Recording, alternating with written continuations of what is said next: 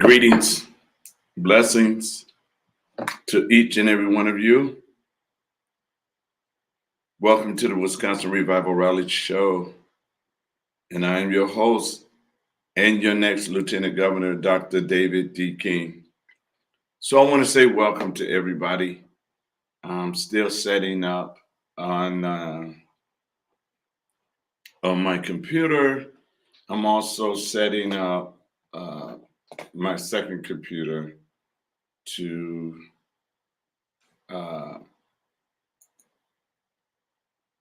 because I want to be able to put something also on the screen. So just bear with me real quick as I do this, but I want to welcome everybody. Come on in. Welcome Facebook. Welcome YouTube. Welcome Twitter. Welcome LinkedIn.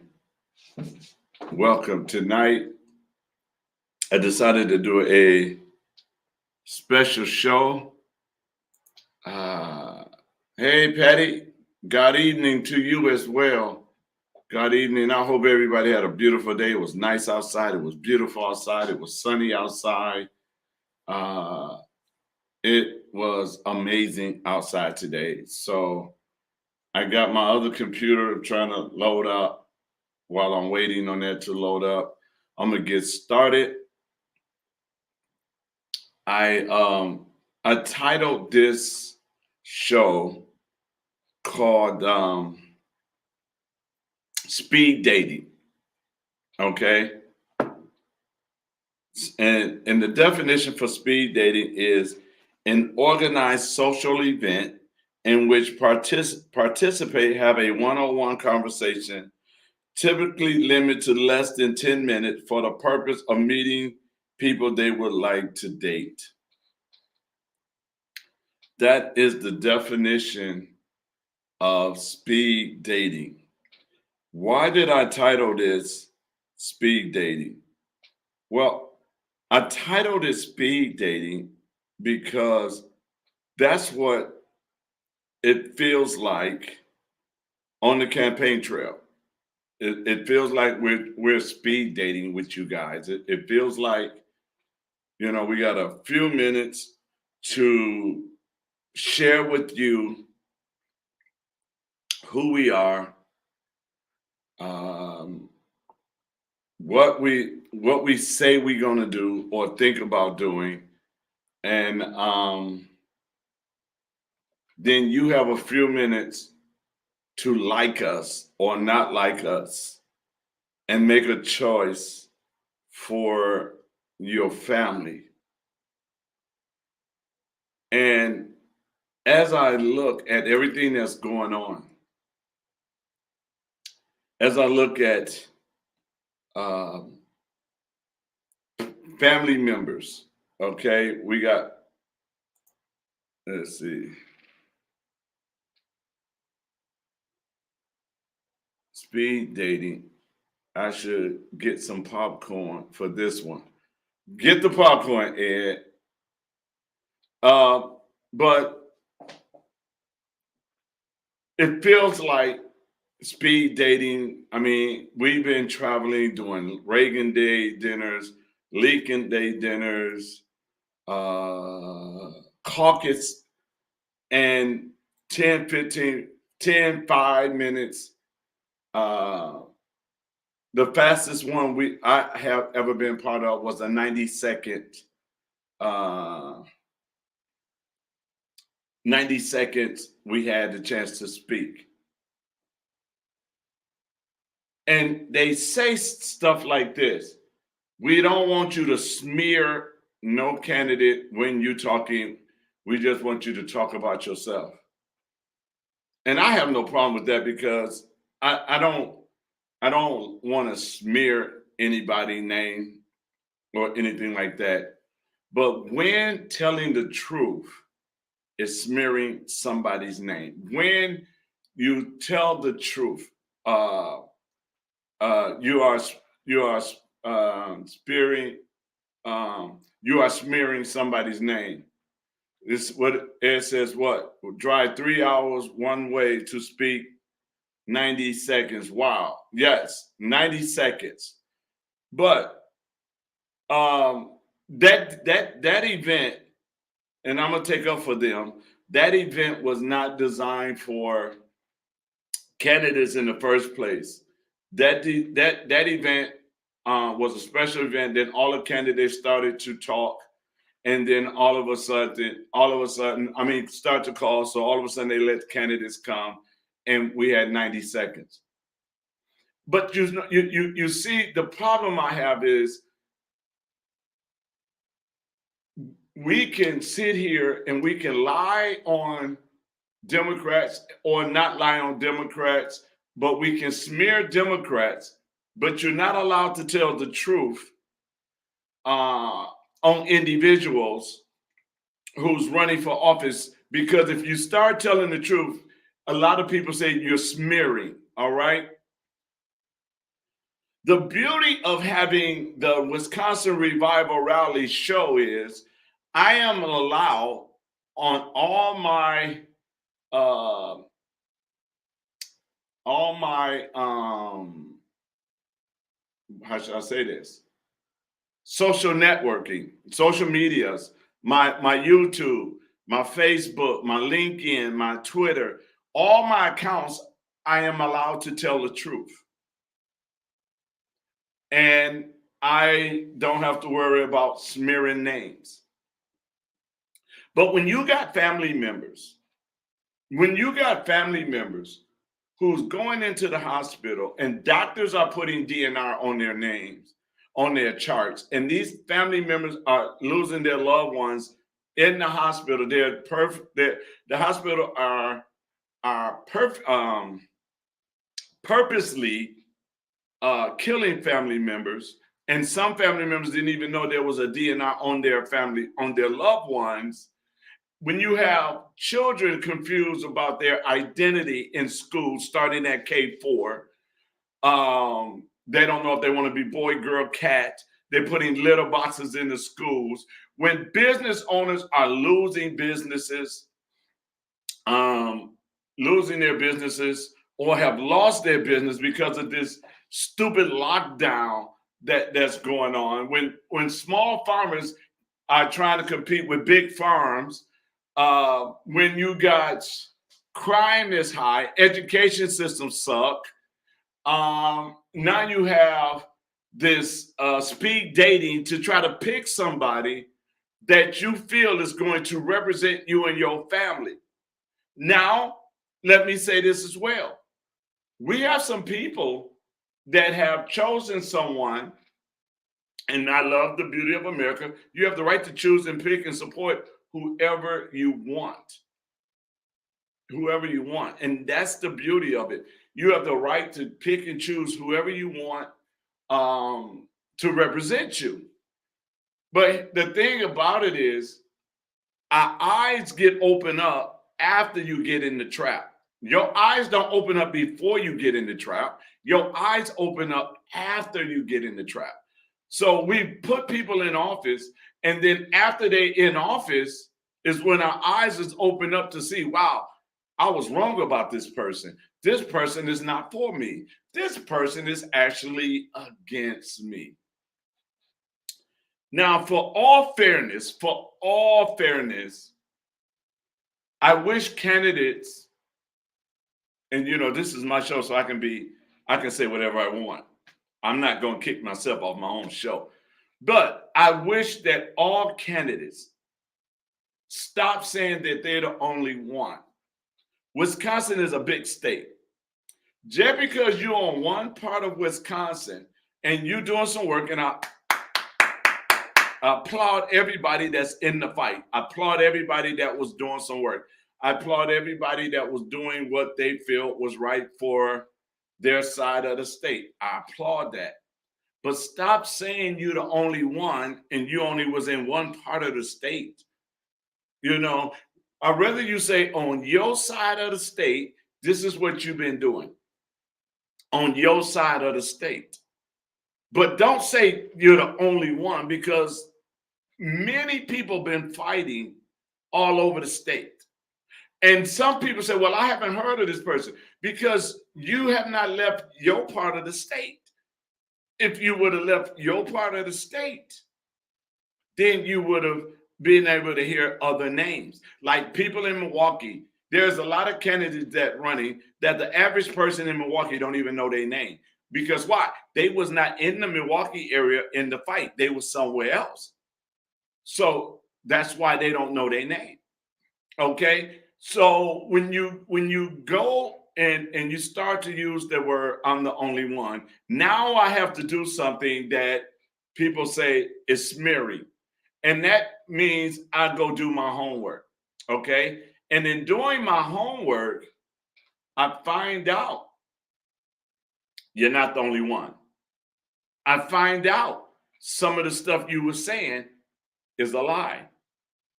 I find out that I need to warn people to do homework simple because of the fact that you're putting people in office and you don't know nothing about them. Let's take a walk real quick. All right. Let's take a walk. I got coffee, Ed. I don't have popcorn. Patty, I don't have no wine. I have coffee. And I got a bottle of water just in case. Some folks weren't anywhere prior to 2021. You are absolutely right, Ed. You are absolutely right. So when we start to holler, I'm the only one. Now, I love every lieutenant governor candidate. I do. I love them. We get close. We conversate. We have talk. We do everything that we supposed to do respectfully whenever we all around. Oh, okay. Let me say this. Let me look at this for a second. I would like to fix the 2020 and stand for what's right as a nation, and once instead of letting government party manipulate da da da da. Okay. All right. Okay. A selfish act might be a selfish act. Oh, we're gonna talk about all of that. We're gonna talk all of that in this speed dating, Patty. We're gonna talk about it all. But first, let me say this: the war on voter fraud did not start in 2020. The war in voter fraud did not start in 2020. What happened in 2020 when they stole the election in 2020, they stole a president that was doing great for the nation. And then everybody jumps up and now they're ready to fight to fix 2020. But if we're going to go ahead and fix, let's go back and fix 2010. And you know why I want you to go back and fix 2010 election? Because if you go fix 2010, then the state of Wisconsin got to pay me my salary for Secretary of State from 2010 till now, because voter fraud happened in 2010. So I want to fix it because I want you to go back and prove that they cheated in my election. So I'm all for it. I want you to not only do you deal with that one, I want us to deal with 2010. I want us to deal with 2012. I mean, you know, because so when we look at it, let me not get off track. Okay, Brock, we're gonna address all of it, Brock. We're gonna address it, and you are absolutely right, sir. I'm on page. I'm on board with you. You know, but we're gonna address something because I gotta address everything, because when you speed date, you can't tell everything. You can't say everything. You only can say so much, and you gotta, as they say, you have to play nice. Give me 1 second. I'm trying to I'm trying to do something. Okay, it ain't happening right now. So let me just say something.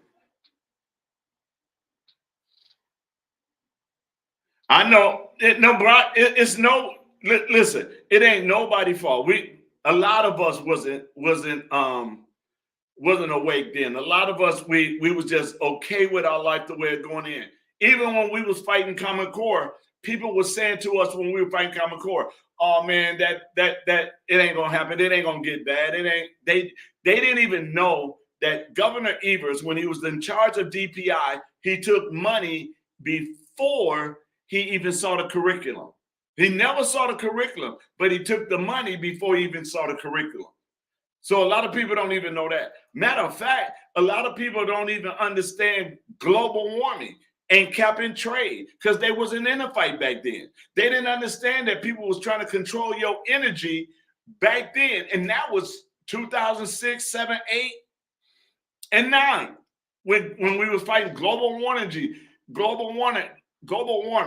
All right. I don't want to get hyped because then I started moving. So a lot of people wasn't paying attention back then.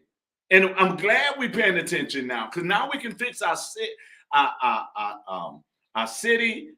counties, our state, then our nation. But we can't go try to fix the nation and home is raggedy. We got to start at home first.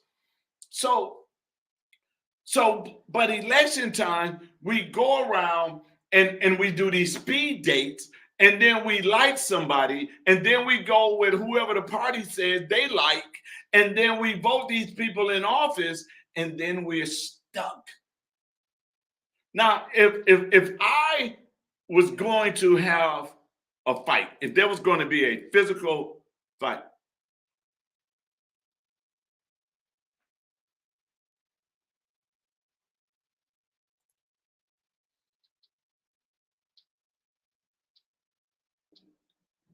the only way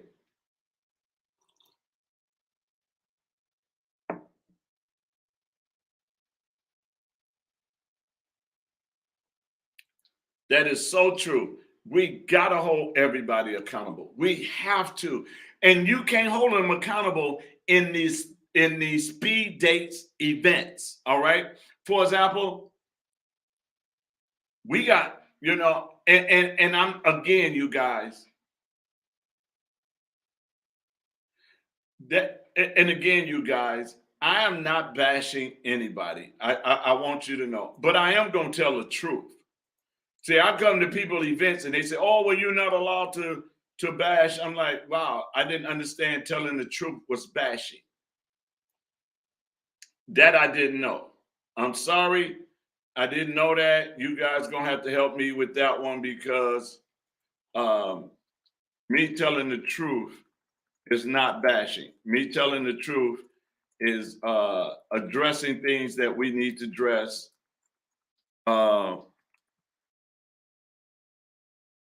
That we just have to address, and then we go from there. So, hold on one second.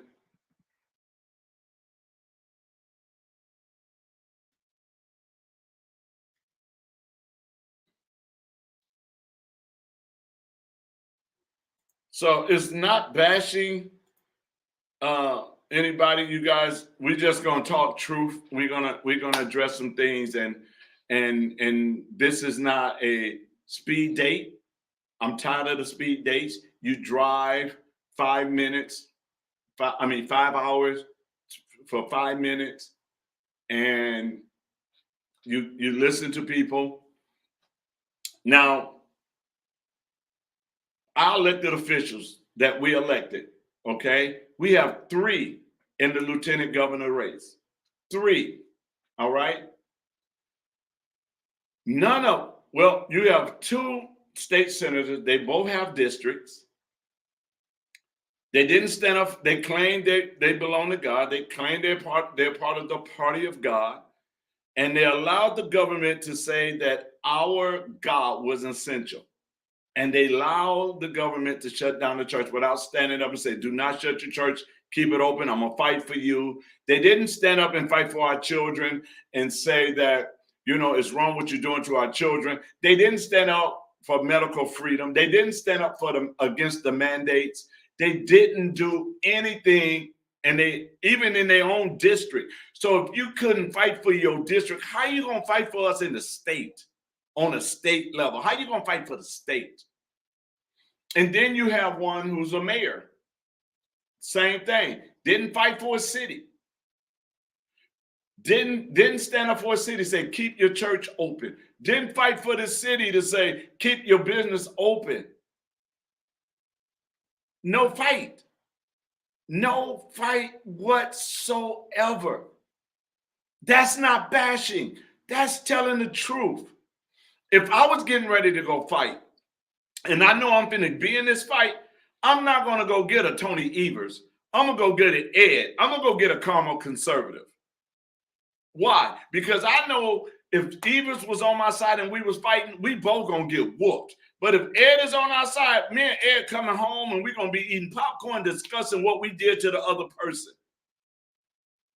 So I'm gonna get a fighter. I'm not going to go get somebody. I'm just not doing that. If I'm in a fight,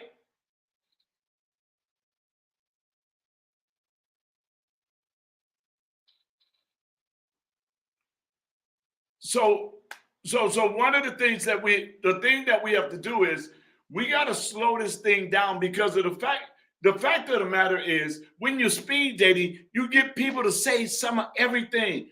One of the things I always say on the campaign trail is do your homework, look me up, do your homework, do your research on all of us, especially me, do your homework. And I don't even know what town I was in. All I know, I was coming from Iowa County and I was headed to Jackson County. So I'm there you go.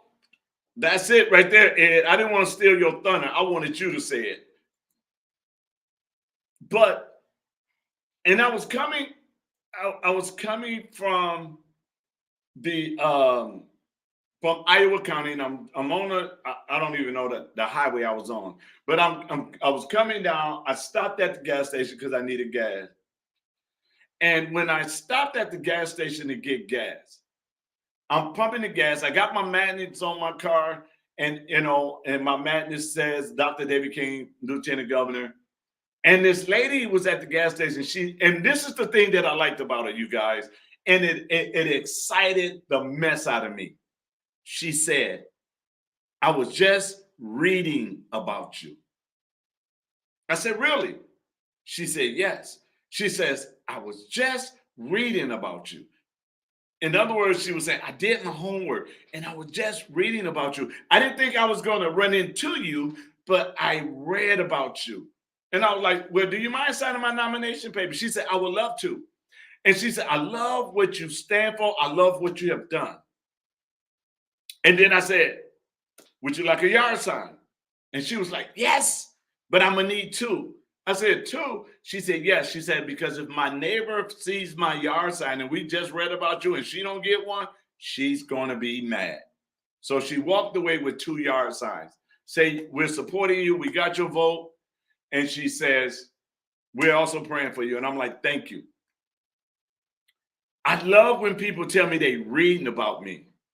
I tell y'all all the time, I don't need you to like me, but I do need you to trust me that I'm going to get the job done, that I'm going to go in there and I'm going to fight for the people of Wisconsin like never before. Speed dating, you don't get a chance to get the full effect. Matter of fact, since they started speed dating, you hear all kind of new lies. Now we got a candidate that says he's saving police lives, that he's doing suicide. Police are suicidal, so he's saving their lives, and that he helped business owners open up back their businesses and everything. I say, put the evidence. Where's the evidence? Where is all the stuff that every last one of us claim we have done or doing? Where's the evidence behind it all? Because your children's life. Listen, I was talking to some young people, and some young people told me they don't want to have children because they don't want their child to be born in a condition that this country is in. And that hurted my heart to know that we have allowed America to get so bad that the next generation don't even want to have a family. It bothered me to hear the young people not excited about the country, the state that we live in, knowing the road that we on. And so what we're doing, we got people in almost every race that's not walking in integrity. We got our emotions in there so much, and we feel guilty out of obligation. Most people jumped on people bandwagon from the beginning, and then when someone comes in that's stronger, a more better candidate, they're afraid to switch over because they said, okay, well, I gave them, I told them this. And it's like that at church. Some people are still at church because mama went there and granddaddy went there, and they're not getting anything out of there. They just there. So they're committed to something that they're not even happy about. This election is not about our feelings. This election is about fighting for the future of our children and our grandchildren. This election is about taking the bull by the horn and doing whatever it takes by any means necessary to get our state back in the right direction, by any means necessary to make sure small farmers, family farms are being productive and they'll be able to sell their products. Small business owners, we most of us know that small business owners are the ones that carry our country. So we got to make sure small business owners are taken care of. We got to make sure children are critical thinkers and that they can go forward and do something that they need to do, become competitors with everybody across this country and across this world. We have to give our children the same opportunity we had. That's what we have to do. And every candidate is not going to get that for you. They're not. And so there was a gentleman at an event yesterday, because I had 3 counties to hit yesterday. And the gentleman walks up to me and he says, I'm supporting another candidate. I said, okay, that's fine. This is America. You can support whoever you want. My scheduler was there, and my scheduler gave, asked him to sign. He said, no, I'm going to, I got another candidate in mind. And she was like, okay, but have you even listened to Dr. King? And he says, no. And then she says, don't you think if you're really going to make a decision, you need to listen to hear what he have to say? Yes. So the man walked up to me and said, okay, tell me what you're about. And I began to talk to him and I began to share some things with him. And he said to me, where's your clipboard? I want to sign yours. He says, because you're the first one that really talking about saving and fighting and doing things that people need to hear. You're not telling me what I want to hear. It's not about what you want to hear. And I told him, I said, it's about your grandchildren and your children's future. It's about saving our state right now, because if the education system doesn't change, our state going to get worse. Most crimes that's out here is because of the education system. If the education system is not fixed, they don't think they have a future. Every child is not ADHD. Some of them is just bored because they done dumbed down the education. So only thing they know how to do is disrupt class. But when we sit around and we look, and I laugh, when I do a certain thing and then I watch another candidate do that, I don't get mad. I don't get upset. I don't get frustrated. You know why? Because I learned something. If God gave me something to do, that's an Isaac. Anybody copy it? That's an Ishmael. And Ishmael can never be Isaac. It's just like an apple. You have 2 apples. You have apples that have a seed, and then you have apples that's seedless. Apples that's seedless try to imitate the apple with the seed. But the problem is, the moment that apple with the seed is produced, it cannot produce anymore. But the apple with the seed can always produce.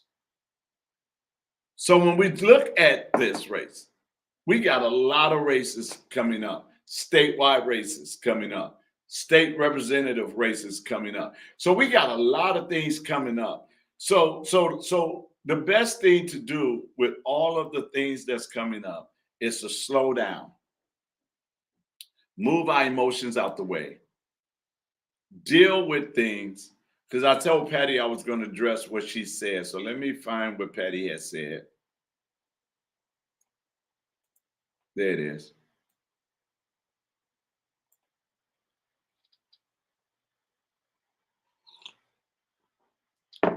So a selfless act might be a selfish act. And you know what? She's absolutely right. She's absolutely right. And we have watched, we have seen selfless things, things that has nothing to do with we the people. Everybody holler, I want to see a red wave. I don't want to see a red wave. I want to see we the people wave. If we do a red wave, we the people is going to be forgotten again. We need a we the people wave so that we the people are not forgotten after the election. We need a we the people wave so we got true fighters in office that's going to fight for your children, your grandchildren, your rights as a parent, medical freedom, making sure they're not DNRing our family and our loved ones. We need a people wave. We don't need a red wave. We don't need a red wave, because if we get that red wave, then we the people is going to forget. We're going to be forgotten again. So we need a we the people wave. We need a wave that is going to take care of the people of Wisconsin. We need a wave that's going to take care of the parents. We need a wave that's going to take care of our children. We need a wave that's going to get rid of Common Core and CRT. We need a wave that's going to make sure the education system go back to reading, writing, and arithmetic. I was talking to a gentleman in the restaurant today, and I said to him, do you know why they got rid of cursive writing? He said, you know what? I always wonder why. I said, because all of our history is written in cursive writing. And because it's written in cursive writing, if our children can't read cursive, they can't read history. And because they can't read history, then they can alter history. They can change it. So if the children can't read the original writing, of the original writing of the Constitution, the original writing of the Declaration of Independence, the original writing of even blacks, the original writing of Frederick Douglass, if they can't read the original writing, which is written in cursive, then how are they going to know history? And that's why they took it out. I went to a pastor and I showed pastor what they was doing with the school and with CRT and everything this morning. And I showed him, I said, listen, the church got to wake up, because look at what's happening right now. Look at what's happening. I said, right now, what we're doing is we're allowing people to dictate to us to remove God out of government, remove God out of education, remove God out of the family, remove God out of our schools. So then what do you have? You have nothing. And I'm not being religious when I say this. The principles of God. The Constitution was written by the principles of God. That's why there's so many scriptures in the Constitution. So the principles of God makes me love my neighbor. The principles of God makes me don't cheat on my wife. The principles of God allows me to be that good father. The principles of God teaches me to walk in integrity. The principles of God Teach me to have good character. The principles of God. So it's not about being religious. It's understanding that there's some principles that I got to live by, so that way I can do what's right for the people and not right for myself.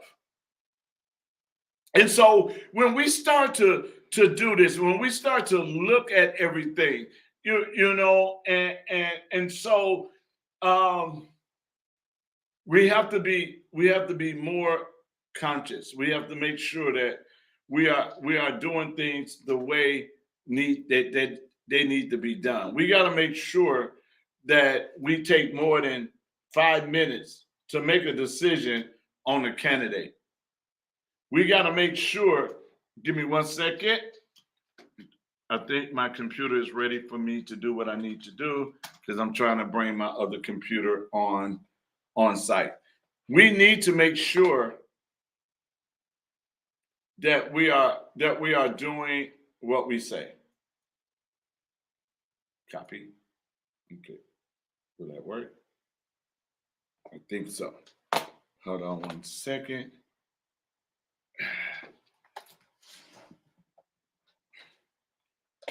Is this it? No. Where is it? So we have to make sure that everything we do, we slow down, we do the homework, we make sure that the thing that we're doing,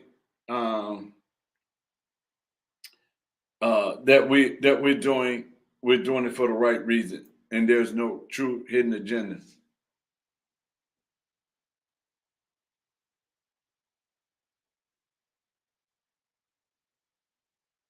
Oh yeah, it's in the churches as well.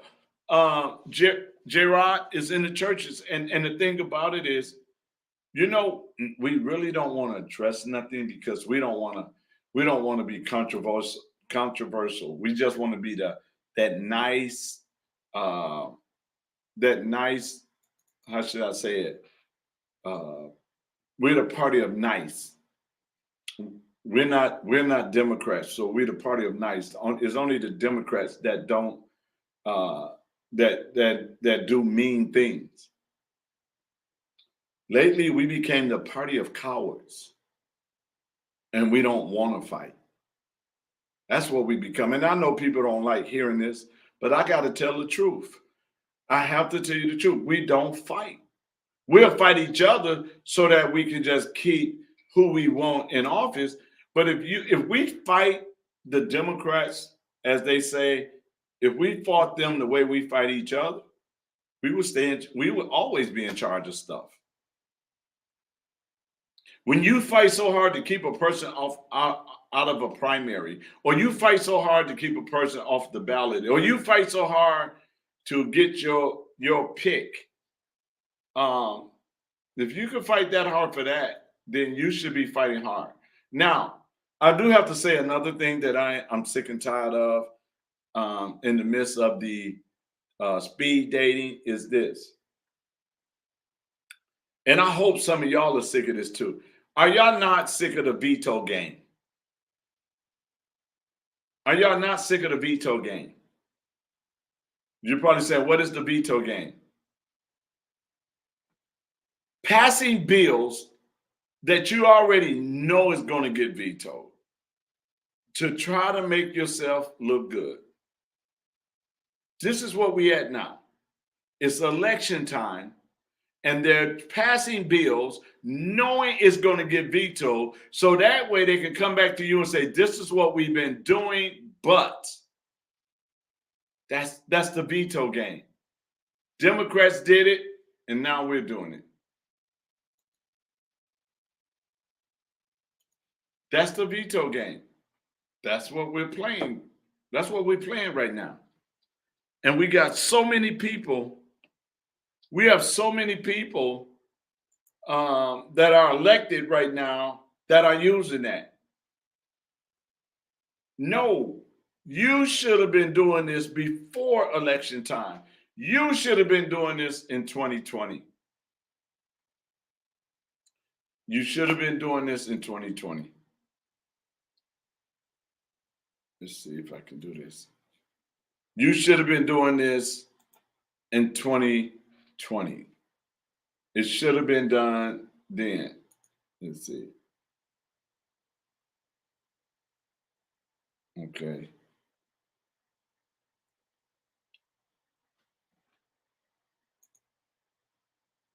I'm trying to see something. Hold on 1 second. Give me a minute. Now, I wonder if I can share this screen.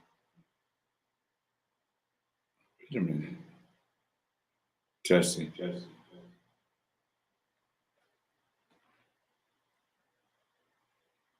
I'm trying to. Oh, it ain't gonna work. Dang. Okay, let me come out. I have some stuff I was gonna put on the screen so y'all can see, because I think we need to start telling the truth on a lot of things. And I know everybody have their pick, and I'm so glad that you are involved in the political process. And I understand you have your pick of who you want to vote for. I have no problem with anybody picking anybody and voting for anybody. This is America. You have that right. But for the love of me, I don't understand how we can support people and do homework and find out. Well, I can do this though. Let's see.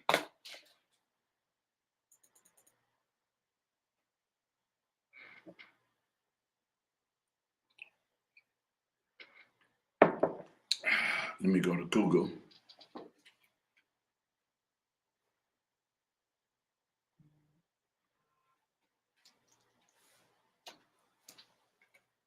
Okay. So one of the things that I've been doing is I've been studying my opponents.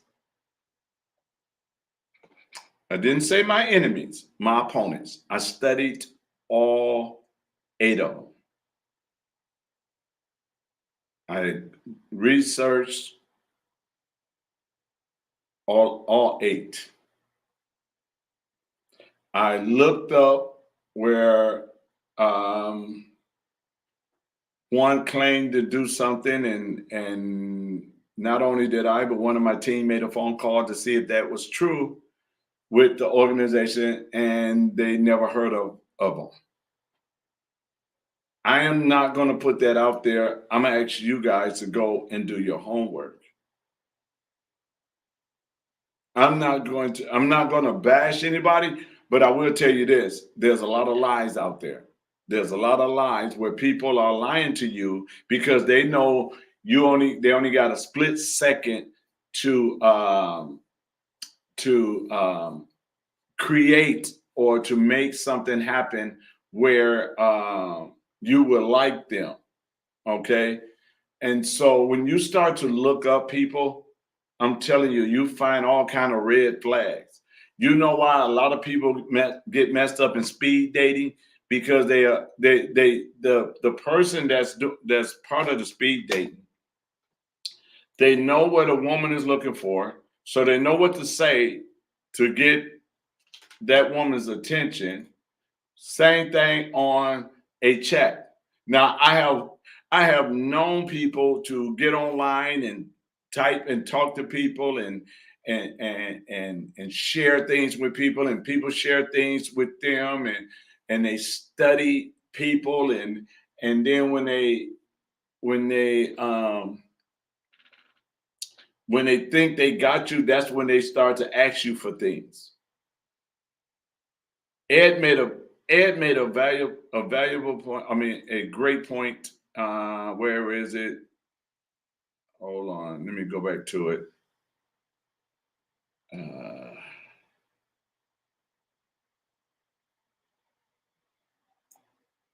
Right here. He says some folks weren't anywhere prior to 2021. And I want to touch on that for a minute because of the fact is this. Most people are running for office no matter what office it is because of the fact that during 2020 and 2021, all of the opportunities came out. All of them came out. That's why during 2020, it was some people best business year ever because they looked at it as an opportunity to do some things. Some people in the political arena started taking pictures with people, making it look like they's doing all this work, but they already had in their mind what they was getting ready to do. So before 2020, like Ed says, there was nowhere to be found.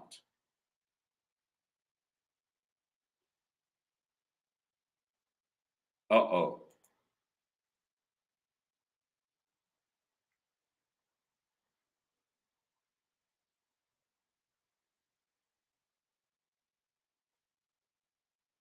Wow. So you have to take time to look and say, wow, you know what? Let me go back and let me go back and let me find out what this person is really about. And so you can't do it with speed dating. Speed dating is I got to get up there and say what they want to hear so that hopefully they like me. And then if they like me, then I can give them a sob story or I can tell them how I am about and what I'm about. One of the things that one of the things that I always say, especially when I go up north, I says, I need y'all to do me a favor. I says, I need y'all to stop making black conservative a hot commodity. We're just Americans just like you, with values just like you. We're conservative just like you. Stop making us a hot commodity and do your homework on all of us. All of us. You type in every candidate that claim they've been doing some work. Type in their name. Find out the organization. Find out what they've been doing. If they've been doing anything, you'll find out. And you know why I use, or you know why I say I am the next lieutenant governor, everybody else is just running? Do you know why I really say that? It's not because I'm arrogant. It's not at all. Running for office is like applying for a job, because that's what we're really doing. We're applying for a job. And when you go looking for a job and you in a room waiting to be interviewed and you talking to the other people that's in that room, if you find out you got more experience than all of them, if you find out that they just started doing this kind of work 2 years ago or a year ago, you sit there and be like, okay, I know what this company is going to do, and I know that I'm going to get this job. Why? Because my experience, right? When I tell you to do your homework, when I tell you to take your feelings and your emotions and put them in your pocket and really sit down and weigh this thing out, if you check the resumes of everybody and what they claim they have done, I guarantee you I will be the last man standing based off of the work that I have already done, based off of the fighting that I have already done, based off of how I can communicate with everybody. I can work with anybody. I can get Democrats to meet me in the middle and work together. I can get Republicans to come to that middle so we can get something done. I have a track record of bringing people together. So you need that lieutenant governor to be an adapter. I know business and I know people. So you need that lieutenant governor that can connect with everybody. You need that lieutenant governor that is a person of integrity. a person that's going to hold the elite accountable. You need that. And if we don't have that and we just got somebody because we like them and you ain't paid attention to anything that's going on with them, I will tell you like this. When I began to run for lieutenant governor, when I traveled the state, there was a group that was trying to make me part of a team. And I believe, Ed, help me if I'm wrong. I believe they called it the Patriot Team. Is that the name, Ed? If you still on here, I believe they was calling it the Patriot Team. This is the Patriot Team that's going to change Wisconsin. It was the Patriot. I believe it was the Patriot Team. The Patriot Candidates. That's what it was called. And the moment I heard that, I corrected it very fast. I said, I am not part of a team. I'm not part of a Patriot candidate team. I'm my own man. I stand on my own merits. I ride on my own name. I don't need to ride on anybody's coattail. I don't have to connect myself to anybody to make me look good. I'm my own man. I would not do that. And so you have to be careful when you're running for office that you does not deceive people, because there is no team. There is no team. Now, you can like two people, but there is no team. So when people try to put a team together, that lets me know two things. One, they are novice and they really don't understand politics. And two,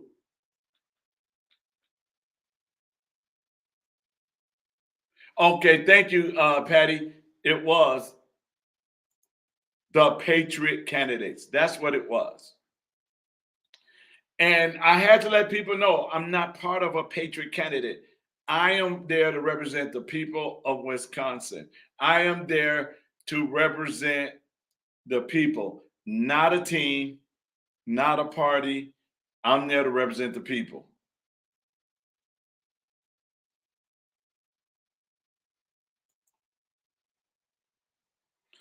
And so when we look at this, guys, we have to slow down and we have to look at this. And only inexperienced people don't know how this process go. There is no team. You cannot even connect yourself with a team. If I connect myself with any governor and try to ride with that governor, that's suicidal when it comes to the campaign. That's suicidal. Why? Because every other governor candidate, those people might like you, but if they know you're connecting with somebody else, that's it. That's it. I have to ride on David King.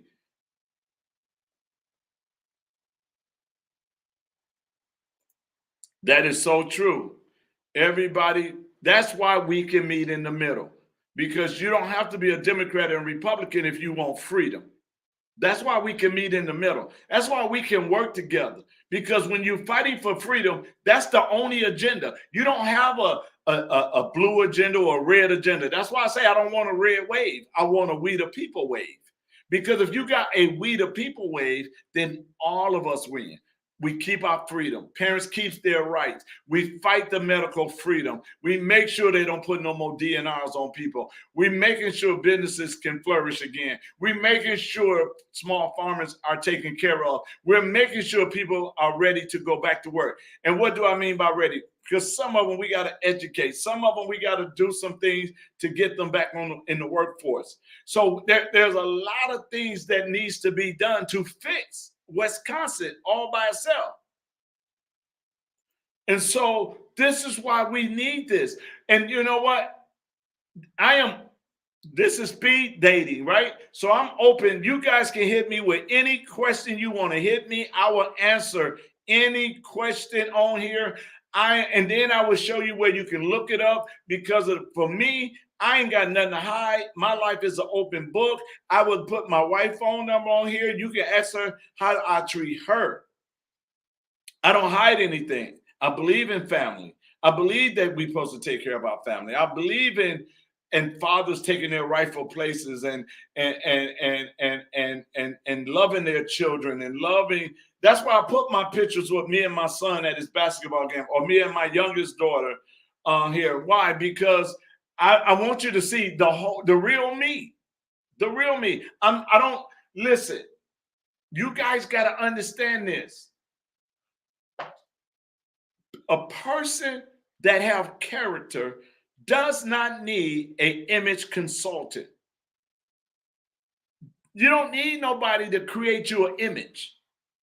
The image of selflessness. Really? Come on.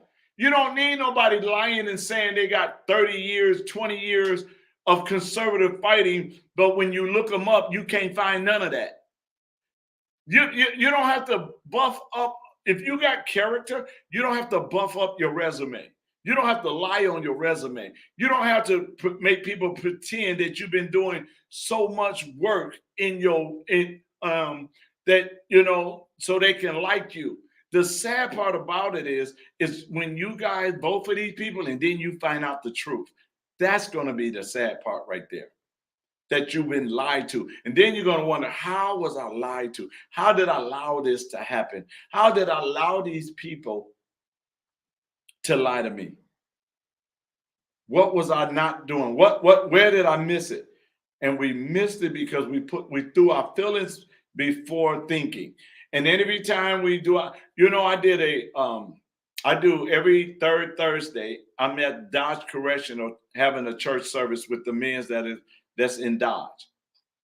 And one of the things I say to them, your emotions got you where you are.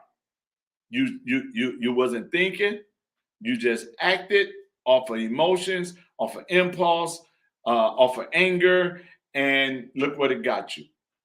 Well, guess what? We've been doing the same thing, voting in our elections. We elected people, put them in office, and look what you got.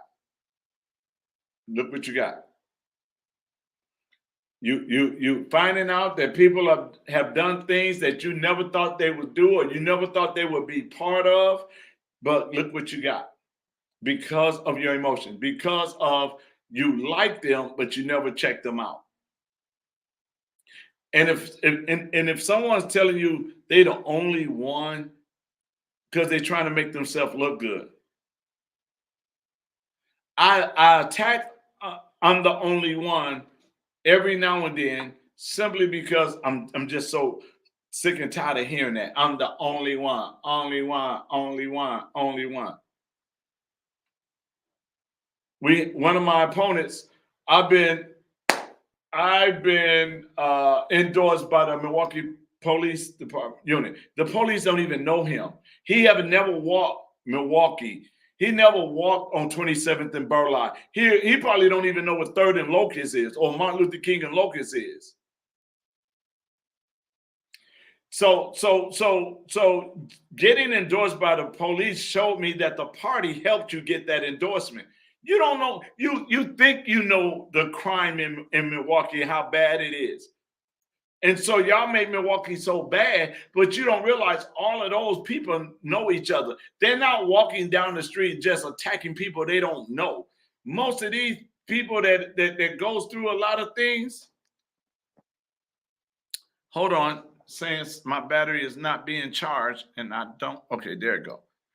So they have never been in Milwaukee to know the condition of Milwaukee. They never went anywhere in Milwaukee. So getting the endorsement from the police union in Milwaukee is not something that you should brag about or think, because here's the thing about it. You don't know the life of Milwaukee. You don't know, you don't understand. You have not had a conversation with anybody in Milwaukee to see what's really going on. Milwaukee is not as bad as people make it. You might get stray bullets every now and then because of a shot, but that's not the whole Milwaukee. Yeah, they got young people stealing cars. You only hear Milwaukee because it's on the news, but you don't hear about all the drug problems. Milwaukee don't hear none about the drug problems that's up north. The drug buses that they do up north. Milwaukee don't hear that. We have to slow down, and we have to go back and we have to look. Because this here is so important, you guys. This I don't understand why we're allowing people to play with the lives of our children and our grandchildren. I don't understand that. And then during the speed dating, they'll ask you a question like, "Are you pro-life?" Everybody gonna say yes, they pro-life. The whole Republican Party said they're pro-life, but they give money to Planned Parenthood. Are we really pro-life? I mean, I'm just asking the question. You know, are we really pro-life? If we've been feeding Planned Parenthood, are we really? We have to ask these questions. But see, you know what? I believe a lot of times we don't want to ask the question because we know the truth. We don't want to know the truth. We know the truth. We know these people out here. And then you got the party and they do things and they say, come August, we want all of us to band together and work together and be nice. But before August, we can do all the dirt to one another that we want. We don't even have fair and honest primaries, but we want fair and honest general elections. Come on. You can't have it one way for the primary and then another way for the general election. It has to be the same all the way across the board. It has to be a tryout. I played basketball for many years, and you had to work hard. You had to show your skills. You had to compete against everybody else. And after the tryout, then you became a team. And you supported if you was coming off the bench or if you was starting. But during the tryouts, you're trying to take each other out. And I'm not talking about physically hurting anybody, but you're trying to outperform. You're trying to outdo the next person so you can make a spot on the team. And then you're trying to become a starter. But if they was cheating, and then they say, okay, now we need you to play fair. Ain't nobody gonna play fair. You gotta come together now. We gotta be fair right now, and we gotta be honest right now, and we gotta do things right now. Or then August 10th, rally behind whoever wins. But if we gotta lie, we gotta cheat, we gotta manipulate, we gotta do all of that, then that's a problem. That's a problem. See, I'm the one, I like to say this. Y'all know that my favorite football team is the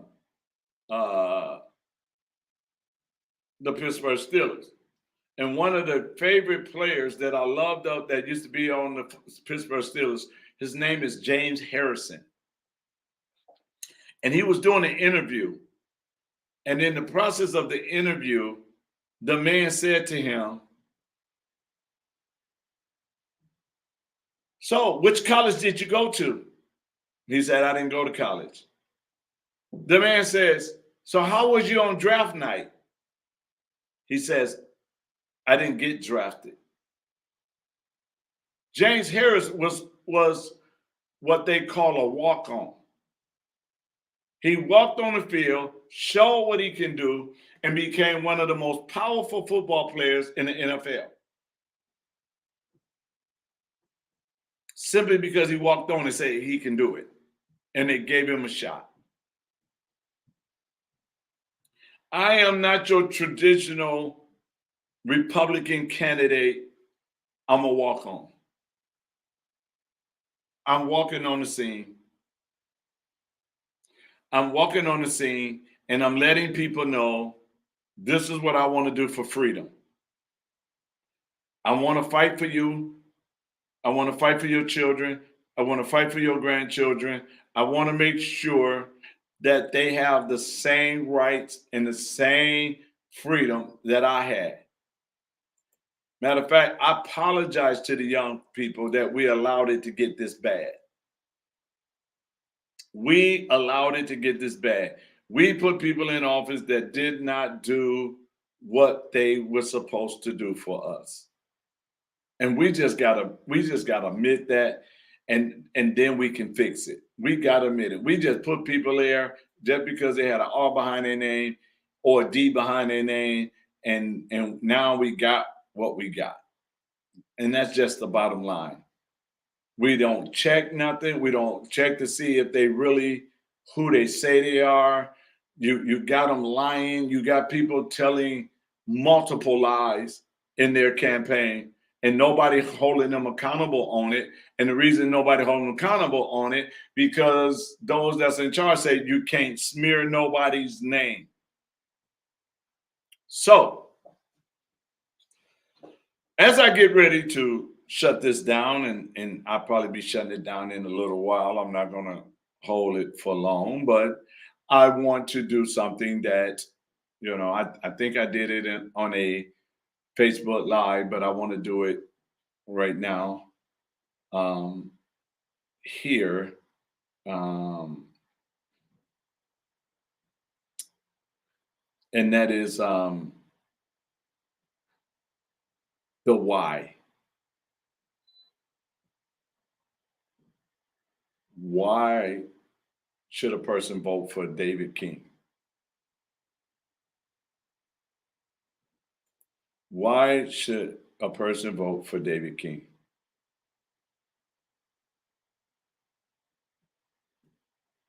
Okay, I tell you why. I am not, first of all, in this race for myself. I'm not in this race because I don't have nothing to do. I'm not in this race for power. I'm in this race to empower the people. I'm not in this race because I just want a title. I got a lot of titles. I got doctor, apostle, business owner, father, husband, grandfather. I wear a lot of hats. It's not about that either. But I need to be on the inside so we can preserve our freedom. I look at this race and I ask the question, and you guys should ask the same question.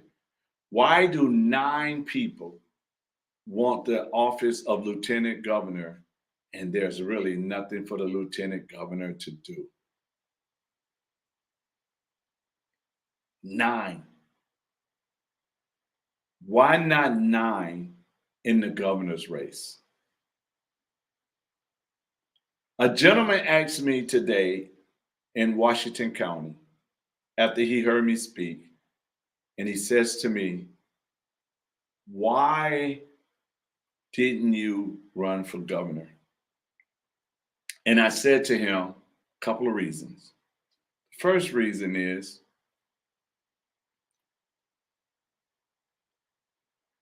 I didn't run for governor because there was already somebody in the governor's race that that at the time, we would have split, as they call it, the patriots, as they call it, the patriot folks. But I said the main reason is because I told the people of Wisconsin that I was led to run for lieutenant governor. And I'm a man of my word, and I'm a man of integrity. I even said, I thought about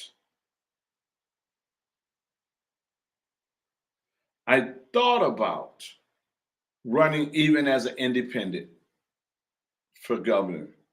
But that wouldn't have did nothing but pulled some of the votes, and then Evers would have been a two-term governor.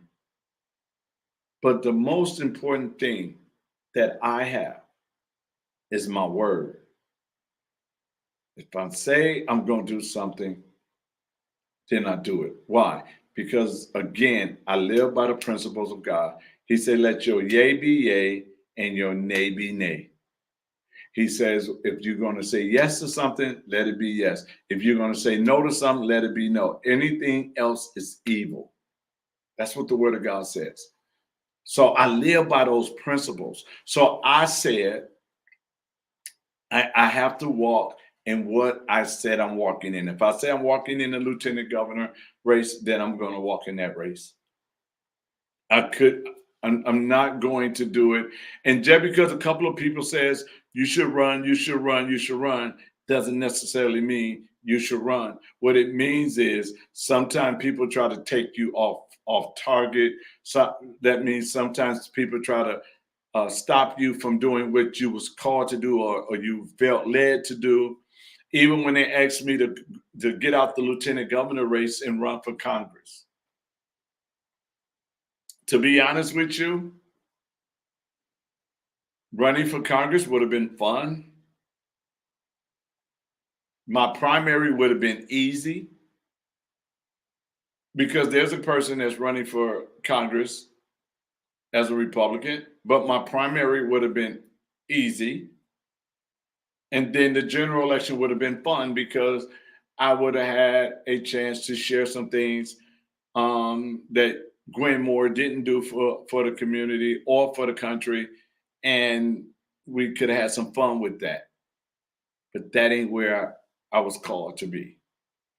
I said I was called to run for lieutenant governor, and that's why I ran. So I'm not easily influenced by anybody to stop doing what I say I was called to do. So I'm in this fight because the next generation doesn't see any hope. The next generation doesn't see any glimpse of sunshine in this storm. They don't see it. They're looking for someone that is going to stand up and give them hope on a future that they can even consider bringing babies into this world. I'm in this fight because we're being bullied by the other side, and they're testing us. I call them non-circumcised Philistines. Anytime a non-circumcised Philistine tell me that my God is not essential, you're starting a fight. So I jumped in this fight because they have no respect for my religious freedom. They have no respect for families when it comes to medical freedom. They watch families lose their jobs, lose their benefits, lose their careers, and they said nothing. That's why I'm in this fight. They put a muzzle on our children. I call those mass muzzles. They put muzzles on our children. We had a mayor of Milwaukee told you to mask up, and then he went to Door County because they wasn't wearing masks. I have a problem with people trying to get in office to deal with money, but not actual lives. You can lower taxes, you can stop wasteful spending, but if I ain't got my freedom, It doesn't mean anything to me. It doesn't mean anything to me. We sit around and we complain and we get worried, we get sad because of what's going on. We need fighters. We need fighters that will take out the Goliath, that will open up the floodgates. We need people that is going to stand up and do what's right for the people. I'm so tired of the two-party systems, and when it's time to hold one or the other accountable, they point the finger at somebody else. I grew up in a house where my mom said there's two sides to every story, and then there's the truth. I'm just tired of the way our state is going. And a I am not a fish that swim downstream. I swim upstream. I am not a sheep. I am a lion. And it's time to put the lions in office. It is time to put warriors in office. It is time to turn the state around for the good. I don't want to make Wisconsin great again, because when we made Wisconsin great, the people still got left out. It's time to turn Wisconsin around. That's what it's time to do. It's time to turn it around. Turn it back to the people, turn it back to giving parents their rights, turning it back to having one of the better education system in this nation. Time to turn it back to being one of the greatest states that somebody would want to come in and have an opportunity for entrepreneurship, to kick the economy going again.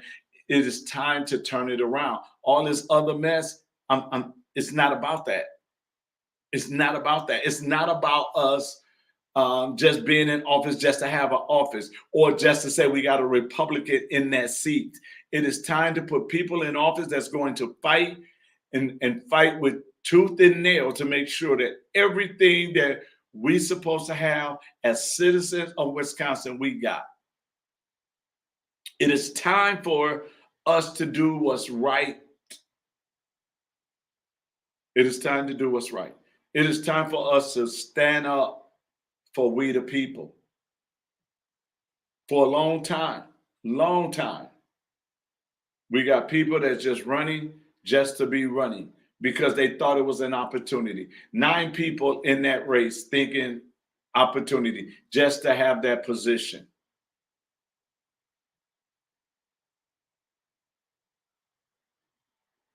Just to have the position that do nothing. To have a position where they just follow suit and just be nice and play in the sandbox and make sure everything is going the way because we don't want a Democrat in office. No. It's time to shake some stuff up. It's time to bring people together to make sure that things that are being that are being done is done for the better of we the people. And this is what we need right now.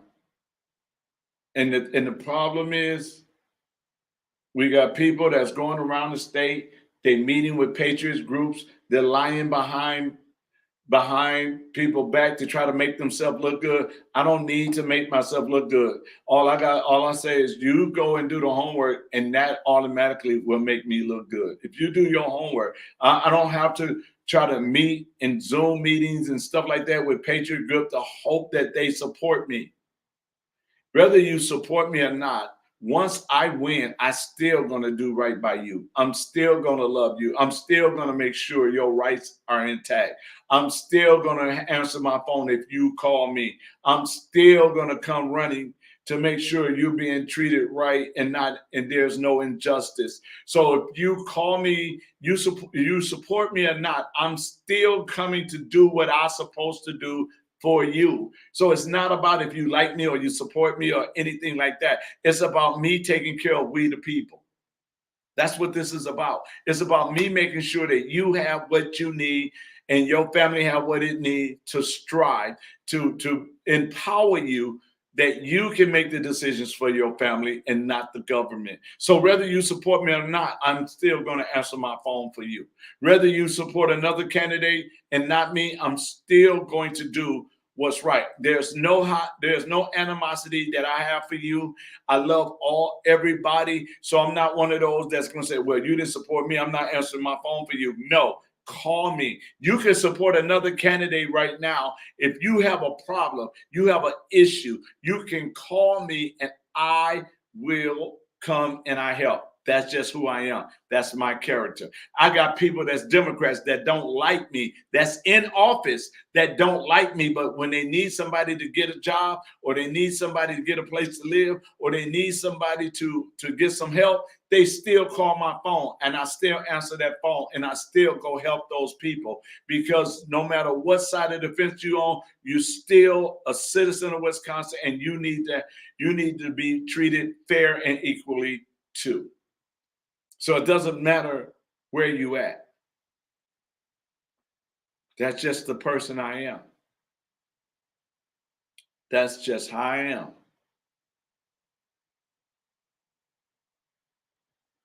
No, sir, you didn't miss anything, sir.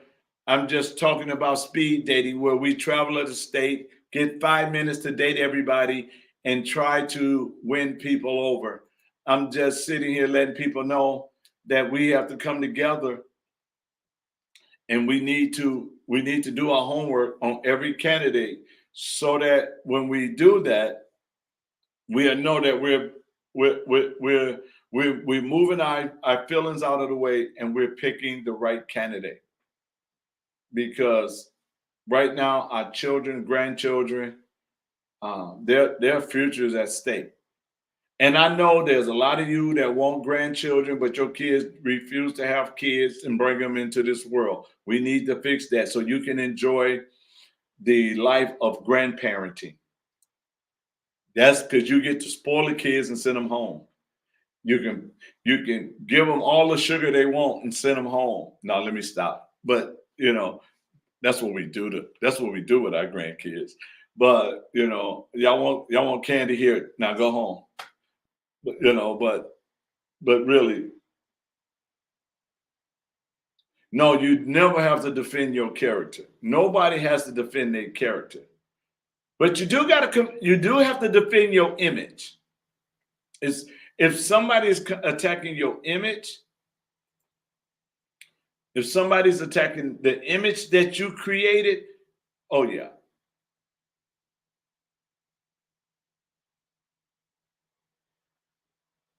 So and the thing about it is, when you start attacking images, then that's smearing. That's called smearing. When you start speaking truth on a person's image, because you're not attacking their character.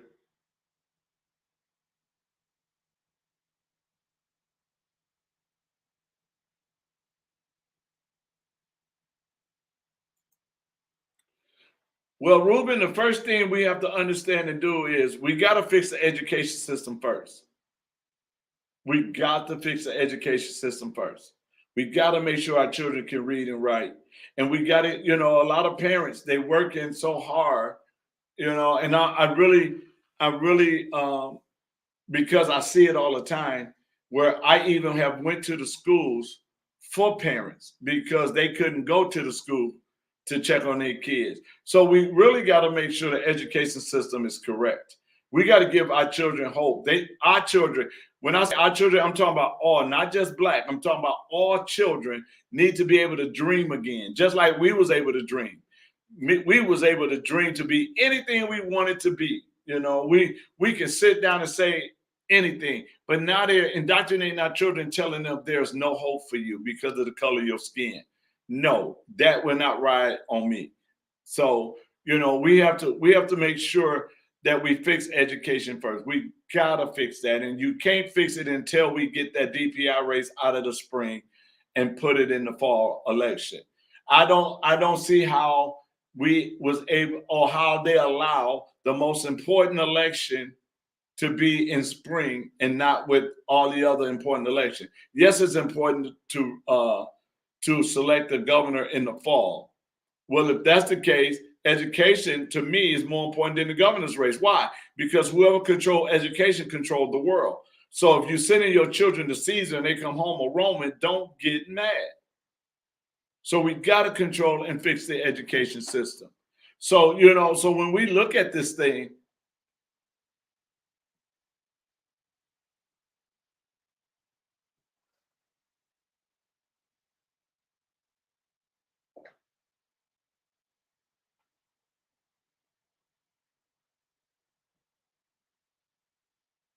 let's see what you say. Okay, with the drug, with the crime, with the murder rates and the overdose rates, what would you do? First of all, you got to understand. I've been dealing with people on drugs for a long time, and a lot of people that's on drugs is on drugs because they don't want to face the reality of things that happen in their lives.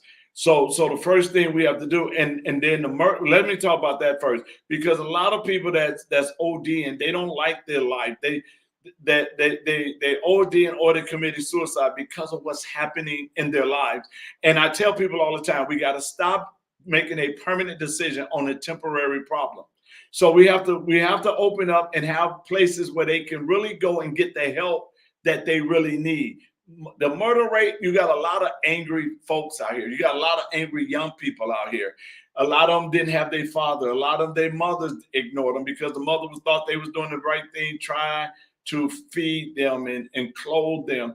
And then they don't have the proper education, the proper education to even go get a good job. So they're frustrated, they mad, they angry. And this is not just Milwaukee. This is across the state right now. This is not just a black issue. This is a people issue. This is a state issue. You got people in Kenosha angry, people in Beloit angry, people in St. Croix County angry, people in all over. They're frustrated and they're angry.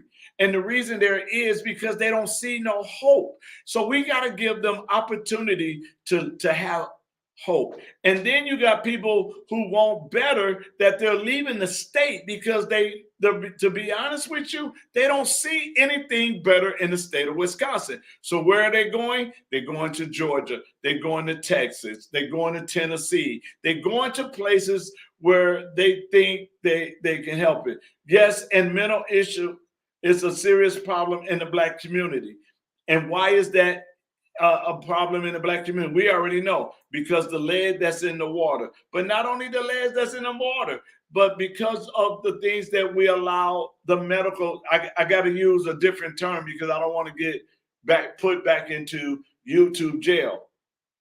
So it's a lot of things you have to address. And as Lieutenant Governor, I'm not gonna, let me just say it this way. I'm not going to go and ask them to pour more money in there, because pouring more money is not solving the problem. Pouring more money is making other folks rich. I'm going to figure out how we can do it to solve the problem. How do we really deal with the mental issues? Which family member can identify that their child, that their loved one have mental problems? How can they do it? Right now in the city of Milwaukee, they made a law that if your son or daughter is confused on their sexuality, they can't even get help in the city of Milwaukee. So you got to try to take them outside of the county to get them some help for their mental issues, because that's a mental issue when you're confused. So so they can't even get help in Milwaukee. So what do we got to do? We have to bring some pressure that they will change that law so people can get help in their own city. So when you got policies made to hinder you from helping those people that need help, so it can be done. I watched it done. How do I know it can be done? Because I created a manual, and the manual is called the 90-Day Challenge. And in that 90-Day Challenge, I have watched people that were suicidal stop being suicidal. I have watched people that was on drugs come off drugs. So there are answers to these things. So we will address these things, and all the people that's getting money to help your loved ones, help your family members, and they're not dealing with it and they're getting state money, then I am going to raise hell. RAZE. I am going to come in and I'm going to advocate and I'm going to make noise and say, why are we giving these people this money and they're not helping anybody? I'm not giving you money and you ain't got no success stories. We need to know why you don't have any success stories, why somebody is not being helped, and we're giving you money to help people. See, we got to hit the thing head on. We have to go in and say, let's look at this. Why are the children?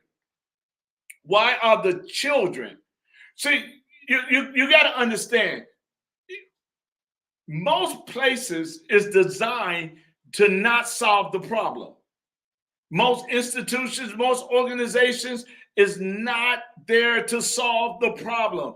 They there to how should I say it?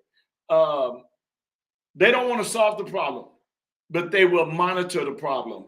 They will put a Band-Aid on the problem. Because why? The moment you start solving problems, you start to shrink government, you start to close down agencies because you don't need them anymore. So until we get success stories, we need to be on everybody. We need to be on everybody. We need to make sure that even Child Protection Agency are doing a better job, because they take kids from their home and then they put a kid in another house and that kid is getting raped in that house and abused in that house. And then they say, well, the problem is we don't have enough managers to manage all of these cases that we have. Case managers. We don't have enough case managers. Well, then start working with the family and leave those kids in their home. Stop taking them out of their house. So there's a lot of things that we got to do and we got to look at. We can't just say no. We got to sit down, figure it out, and then come up with the solution to solve the problem in all of our cities when it comes to crime, when it comes to murder, when it comes to ODing, when it comes to drugs, period. We have to figure out what is a person going through. And when we can do that, then we can start the healing process, because a lot of people need to be healed. A lot of people need to be healed. So just pouring money and throwing money in there is not gonna do it.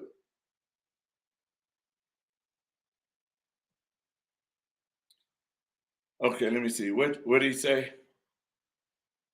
Understanding, I understand, but a lieutenant governor coming from a war zone, what light will you bring to the table? My experience. I grew up here. I pastor here. I know what it takes. I took the east side of Milwaukee. I put all those people to work on the east side of Milwaukee, and crime dropped 45%. So I know what it takes. So I'm coming to the table, and you won't be able to sugarcoat and lie to me. You can't tell me there's no jobs out there and we need more money because there's no jobs, or we need more money because we need to train. No, you're not doing your job. We're going to hold you accountable. So me sitting at that table, you won't be able to lie.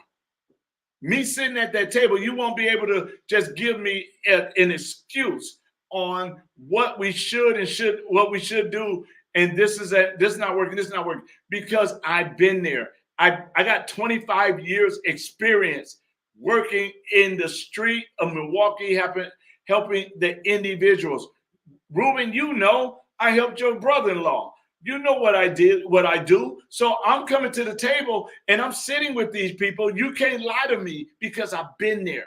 I grew up in the city, but I worked 25 years working in the community, dealing with these kind of things. I know what it takes. I know I ran a transitional home with men.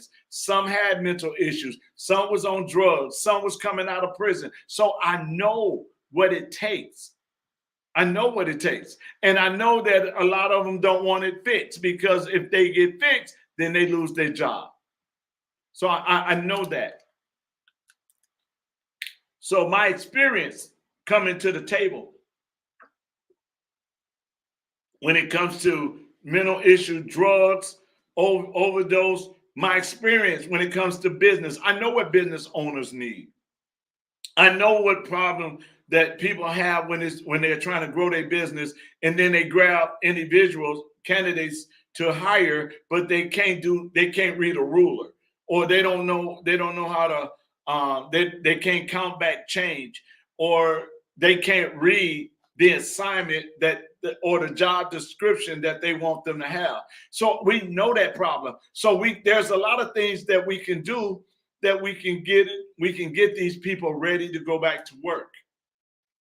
So we won't be listening to the lies anymore.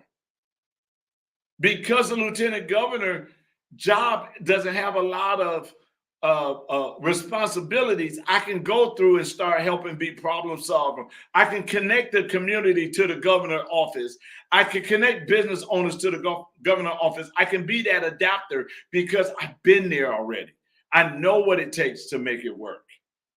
I know what we need. And this is why I can do the things that I do, because I've been there. I have the experience to help change things. And that's why I can do what I can do. And I say what I say. Because without that, without us solving the problems, we're going to always have this. Without us addressing it, without us dealing with the elephant in the room.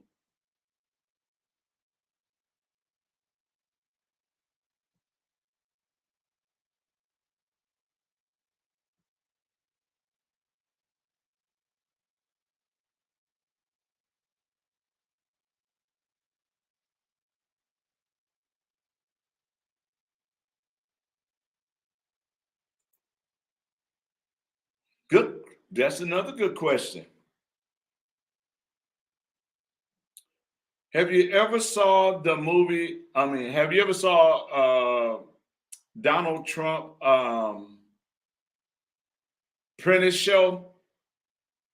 We're going to tell the governor to fire John Chisholm. Get rid of him. Fire him. And put someone in there that's going to be fair. That's what we have to do. We have to put somebody that's going to be fair. Fair, straight across the board. But first, we got to fire John Chisholm. And we got to put somebody that's going to be fair and hold people accountable. That's what we need in there. So John Chisholm got to go. We all know that. So firing him would be the best result. Firing him, getting rid of him. So with that being said, we know what needs to be done. We just need people in office to get it done.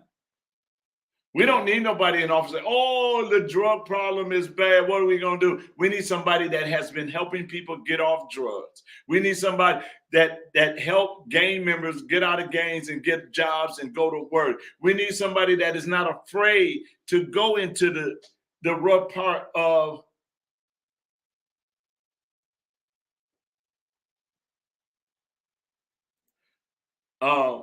so we are in the process. So we know what to do. We know what needs to be done. And again, it's all over.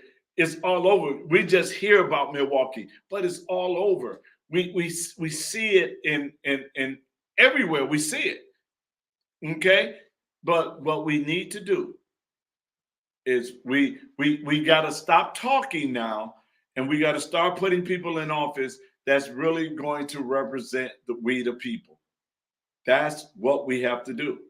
And we need people that don't mind rallying the cage, that don't mind asking the hard questions, that don't mind making sure that people do exactly what they say they're going to do. That's why we have to do it from the inside. That is why we have to have a we the people wave. Not a red wave, but we the people wave. That is why we got to have that, because then we can do what we need to do to take care of everybody. Everybody. That's what we need to do. So these speed dating is not going to get you the answers you're looking for.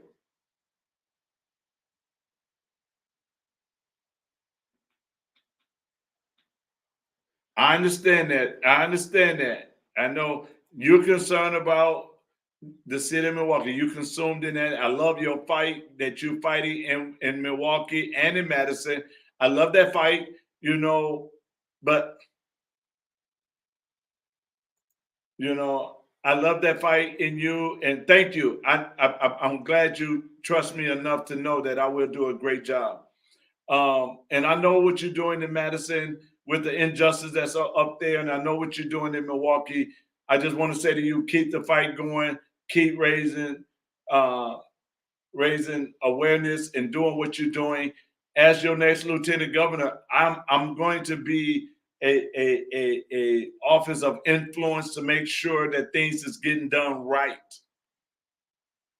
That's what it's about me. Making sure that we do what's right. Making sure that we have one term governor. Tony Evers is one term. Failure is not an option. I did not get in this race to fail. I didn't get in this race to lose. I am going to be the next lieutenant governor, and I'm going to make sure everybody is taken care of. Everybody. That's why on my literature, is my personal cell phone number and my personal email address. And I will answer, and I always answer my phone to help anybody. I could have easily gave you guys a different number. I could have easily gave you a campaign phone. But I gave you my personal number because I want to stay connected to the people of Wisconsin. I want the people of Wisconsin to stay connected to me. Because I am your lieutenant governor. I'm there to fight for you. I'm there to make sure everything that you want done for your family is done. I want to make sure your children got the best education. I want your family to come back to Milwaukee, into Wisconsin, not move out of Wisconsin. I want them to be back here with you. That's what it's all about for me. So when you do the speed dating, you don't get all of this. That's why Dr. DuPesto is riding around the state of Wisconsin with me and educating people on CRT. And I see one of my opponents went and got him for their meet and greet and all of that. And that's fine and dandy that you need to do that. I'm not upset that you went and got him for your meet and greet because I want every parent in Wisconsin to know what they're doing to their children in the schools. So if you feel you want to call him up to do CRT with you, that's fine and dandy. I'm just glad the information is getting out. I'm just glad it's getting out. So it's no problem behind that. With me, I'm not upset about it. People call and say, "Did you see this?" I saw it, but it's okay. If the information can get to parents, I'm okay with it. I am okay with it.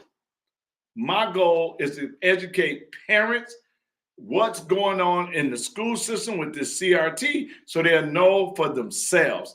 That's all I want to do is empower parents with information. So I want to thank you for helping me to empower parents.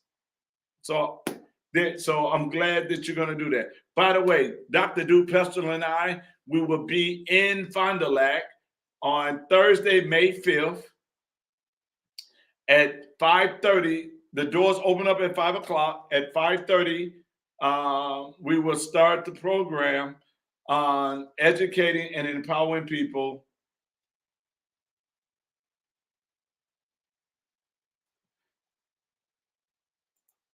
And I just believe it's time that we empower everybody so they'll know. So can't nobody say I did not know. So I'm excited that he's been with me. We have been a couple of places together, and we are going into Dane County. We're going into Brown County. We're going into Manitowoc County. We're going into Iowa County. We're going everywhere, and we're going to educate. Education is so powerful. Knowledge is powerful. All right. Knowledge is powerful. But if you want to be powerful, you have to apply the knowledge that you've been given. So you guys, and this is what it's all about. This is really what it's all about. It's about us. So you are welcome to travel a state with me anytime you want to travel a state.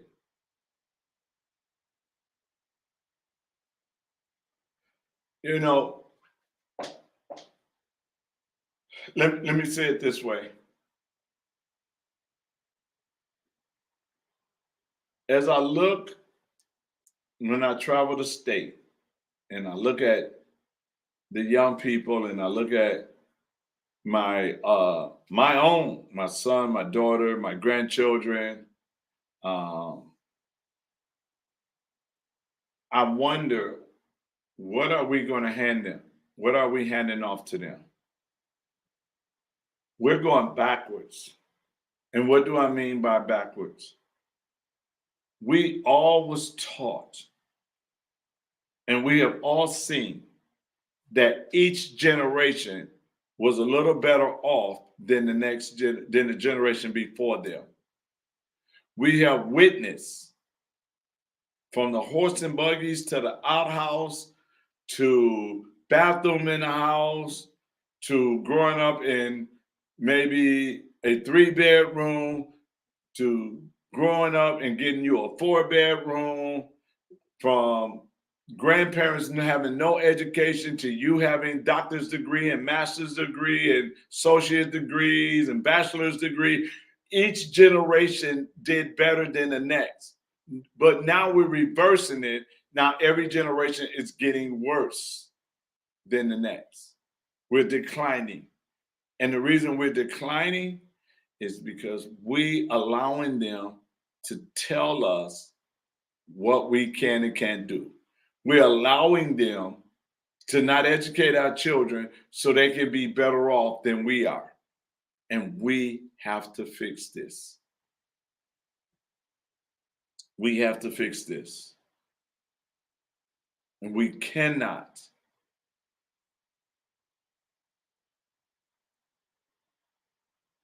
Well, thank you. To God be the glory, sir. To God be the glory. When I talk to the young people, I tell the young people they are the Joshua generation. And I'm trying to gear them up so they can go to battle and possess the land. I call them the Joshua generation. They're a generation that should go and possess the land. They should go in and get involved now. Get involved in this election. Ask questions on candidates. Spend time with candidates. See if the candidates are doing exactly what they claim they be doing or have done it. You cannot be out here claiming to do so much for over so many years, and there's nothing out there about you. There's nothing out there that you say or you did what you claim you done. If it's not out there, then guess what? I don't really think you've done it. You can talk about it all day long. I really don't think you've done it. That's not bashing. That's truth. Present the evidence. Show people that you've done it. I was on Facebook, and you know how when you're on Facebook and somebody use your name, you get a notification? And I got a notification. I looked at it, and it was a young lady, and she had wrote my name. So when I saw her write my name, I went up to see what it was about. And the young man says, do you know any business coaching consultant, any business consultant in the city of Milwaukee? And the young lady said, David King. And why did she say my name? Because I helped her with her business. So I don't just say things, people. I have physically bodies to say, yes, this man done this. Yes, this man done that. Yes, this man helped me. I was going around getting signature, and there was a young man sitting at a table. And I didn't recognize him because you got to remember, I was transporting at one time 450 people a day to work. And I didn't recognize him. And I said, I'm running for lieutenant governor and I need your help to get me on the ballot. Would you mind signing? And the gentleman says, oh, I would definitely sign for you. You helped change my life. I said, excuse me? He said, you don't know who I am, do you? And I said, your face kind of looked familiar. And then he told me, when I got out of jail, you gave me a job. And that helped change my life. And now my life is for the better. So that's out here for me. That is out here for me. And so if other people saying that, where's the evidence? Where is it? And we're around these people and we're allowing them to lie to us, to make themselves look good. Because anytime you got an image consultant, that's a lie. Because you're creating something that's not. So what you're really doing, you don't even like the person you're really voting for. You like the image that they're portraying because somebody helped them create an image. So you like the image they're creating. You really don't like the person. You like that image. You know how many people voted for Biden only because of the image they made Donald Trump? And they made Donald Trump look so bad that people say, I don't like Donald Trump. So I voted for Biden. And I said, well, why did you vote for Biden? Because I don't like Trump. Why don't you like Trump? Because they said. So what he was saying was, I don't like Trump because of the image that people made Donald Trump to be. And I said to them, I didn't like all his tweets, but I loved his policies because his policies, a lot of things came good into the African American community. If you go back and look at the policies. So when you got to create an image, that's a lie. That image is a lie. And the sad part about that is you're going to find out after the election about that image. That you was deceived or manipulated by an image and not drawn in by a character.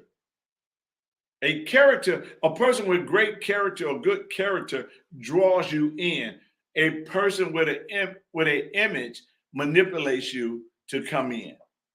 So we're either being drawn by the good character and the vision that he has for the state, or you're being manipulated by an image that they created. The image. The lying and the image. And that's what it is when it comes to the candidates for lieutenant governor, the candidates for governor, treasurer, secretary of state, doesn't matter. Whatever image that they're portraying, that is what you like. So you're drawn to the image. But then later, you get to see the character. The image they made Joe Biden, so many drew to that image, and now they're crying because of the character that he is right now. And everybody looking like, what's really going on? This is what you voted for. No, that ain't what I voted for. I voted for this. Because the image they made of him, that's what I voted for. So I voted for that image, but now you get the real person. And now a lot of people that voted for him is upset because now you got the real person. You was deceived with the image. So this election, let us not get deceived by the image, but let us know the character of that person. The Bible says it this way: you would know them by the fruit they bear. You would know them by their fruit. That's how you'll find out. Move the image out of the way, because the image is like a mirage. Remember, you used to watch those movies, and they thought they saw water, and they thought that water was looking good. It was all blue and everything. And then when they got there, it was still sand, a mirage. And when you got an image consultant, they're creating a mirage. And what you're thinking it is, it's not. So after it's over, then you're going to find out, be like, oh my God, why? Why did we do that? People are crying because they put Tony Evers in office off of image and the deception that they was going to legalize marijuana at that time, and they didn't. But the image. And that's what we've been deceived from now, off image. And we cannot go off of an image. That's why I thank God for everybody on Team King, because nobody ever asked me to change. Change how you say things. Change how you do this. You need to write your speech out. Make sure you sound like this. I am not trying to be something I'm not. This is who I am. This is exactly who I am. I'm a fighter. I stand for what's right. I stand for the people of Wisconsin.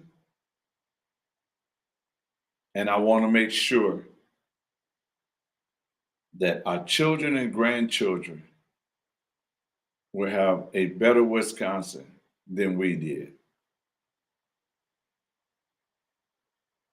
I want our children to go back to dreaming, to being a doctor, a lawyer, a nurse, president, governor, business owner, whatever they want to be. This is America. They have the right to be whatever they want to be. And we got to help them get there. So I want to thank you guys for listening with me and being with me.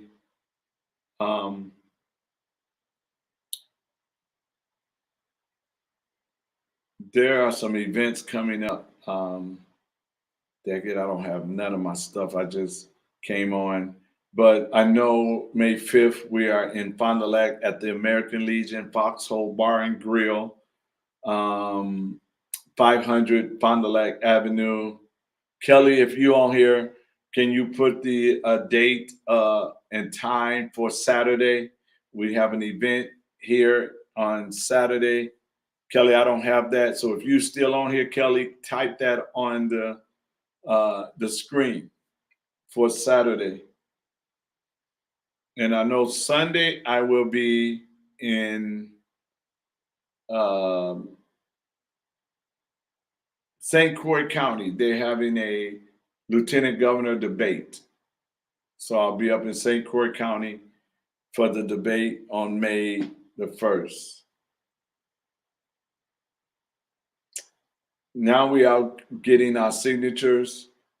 If you have not signed and you want to sign, inbox me.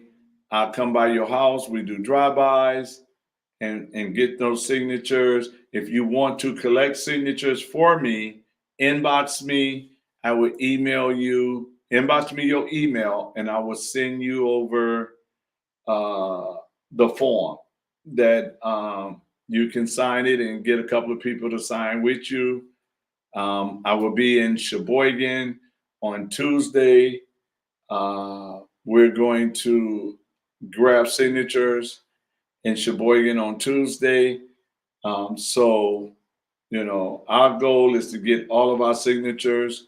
Those of you that's on Team King, I need you to inbox me your total of how many signatures you got so far, so we'll know we can have an account on it. I know we got signatures all the way up in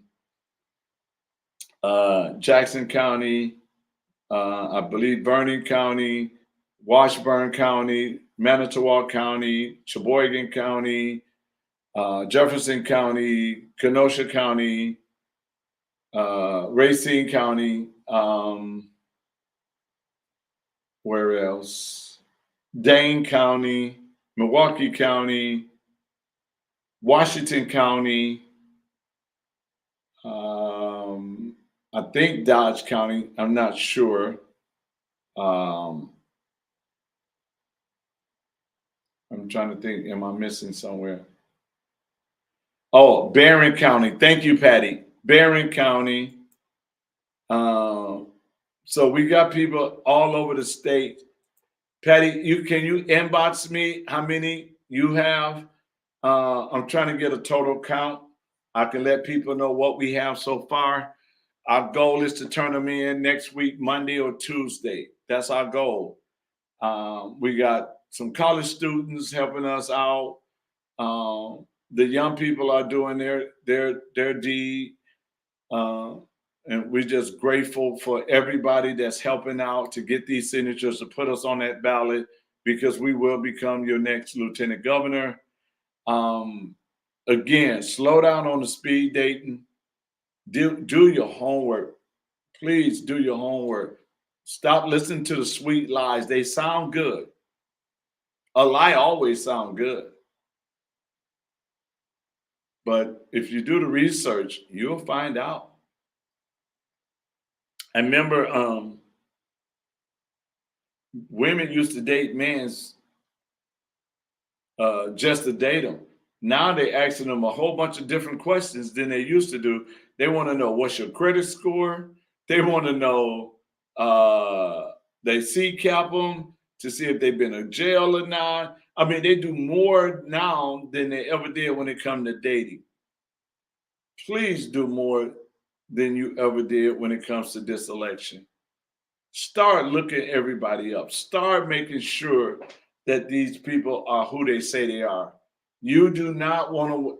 The worst thing you can do is support somebody, put them in office, and then find out who they really are. Do your homework now. Do it now. Make sure you know exactly who you're voting for and why. If you tell me, well, I'm voting for so and so because of, and you say, okay, so can you show me proof? And you can't show that proof. That's why I love when the people that support me go out to get signatures, they have an answer for people when they say, why? Why should I vote for him? Tell me something about him. And I'm talking about from the young people until the old. They all have different reasons for watching me do what I do to say this is why I'm supporting this man. And so this is why I love. And I'm grateful to have Pastor Rogers and Pastor Steve. They are surrogates. They can go anywhere and speak on my behalf and represent me. I love that part. I love it. So I just thank everybody that's on here that came in from Facebook, YouTube, Twitter, and LinkedIn. We will be having a show Thursday night. The Constitutional Queen will be back on with me. I don't know what kind of show it's going to be yet. I just know we're gonna have a great time. I don't know who all I'm bringing on. I just got an inbox. Okay, so wow, I got 2 inboxes on signature. So I'm thanking God for those as well. Everybody else, just let me know how many you got. So I will send you out a total count as I get everybody's signatures. I love you guys. Let's continue this fight. There go my brother. God bless you, sir. We got to go to breakfast or lunch or dinner, sir. Um, Whenever you have a time, sir, let me know your schedule. We got to catch up. I haven't talked to you in so long. We have to catch up. I need to get your signature and your wife's signature as well, sir, so I can get on the ballot. So I thank you. And man, I love you. Call me, please.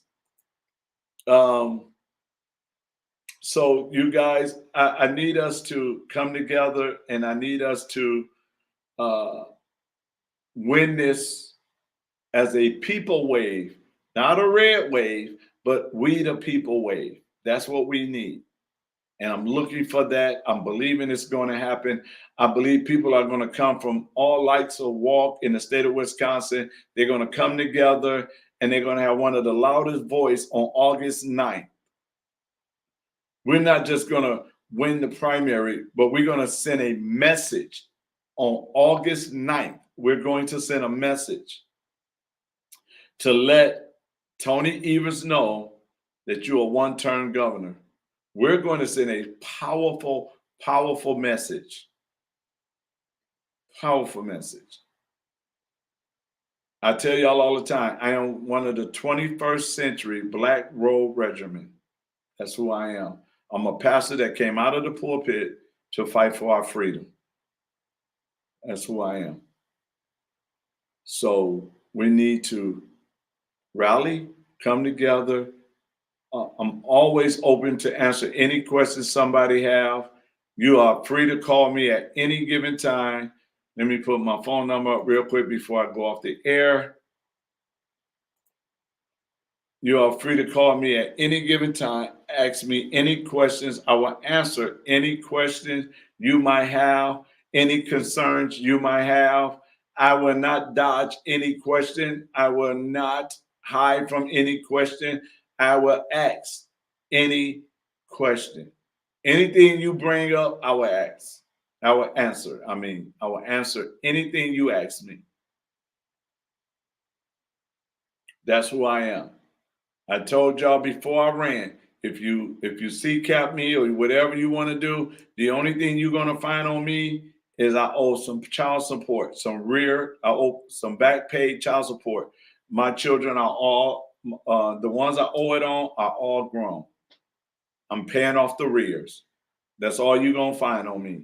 You ain't gonna find nothing else. I ain't stole no car, I ain't killed nobody, I ain't do none of that. So there's nothing out there. So, and I told people from day one that I ran, that's the only thing you're going to find on me. I'm an open book. And I thank God for who I am, what I am, and I'm all because of Him. I take no credit.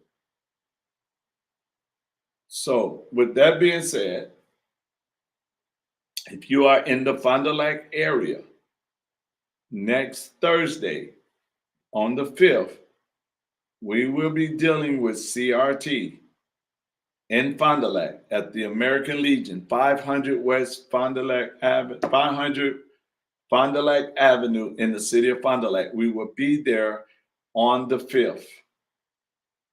Myself and Dr. Duke Pestle. So I want you guys to come on out, learn more. He got new information, things that are happening. You need to come out, learn about it so you know how to fight. You can't fight if you don't know. So you come on out and join us on that day. And if you can't get to Fond du Lac, he will be in Kenosha on the 15th. He will be in Kenosha on the 15th. Matter of fact, he's doing the 15th with Wisconsin Patriots, who's hosting a meet and greet for Cindy Warner. Dr. Duke Pestle will be there. Go and hear and see the material, get the information so you'll know what to fight for.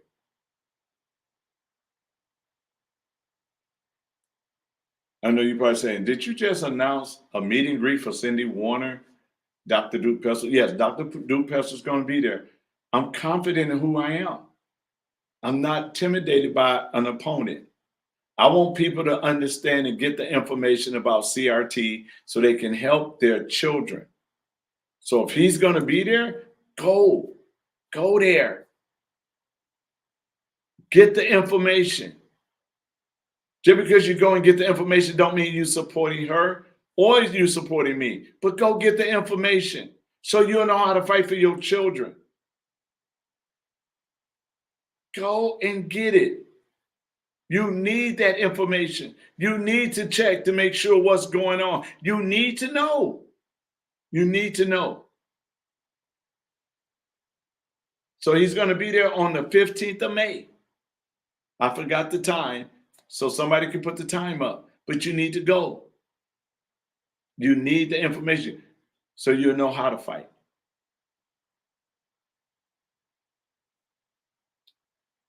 That's the type of person I am. I'm not intimidated or worried about anybody. I want families to have the information so they can make the right decision for their family.